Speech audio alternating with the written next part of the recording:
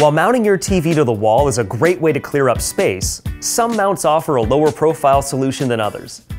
Due to their simple design, fixed mounts allow your TV to be placed much closer to the wall than those with articulating arms.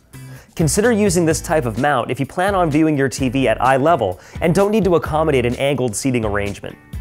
If you're looking for more flexibility, however, an in-wall mount is your best option. This type of mount is designed to be inserted between two studs, giving you an extremely low-profile setup with all the benefits of a full-motion mount. When fully retracted, the recessed design allows your TV to sit almost flush to the wall.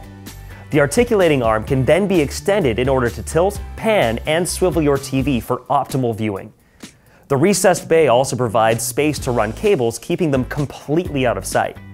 Whatever mount you choose, simply getting your TV up on the wall is guaranteed to improve the overall appearance of your living space.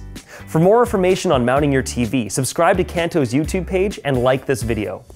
Thanks for watching.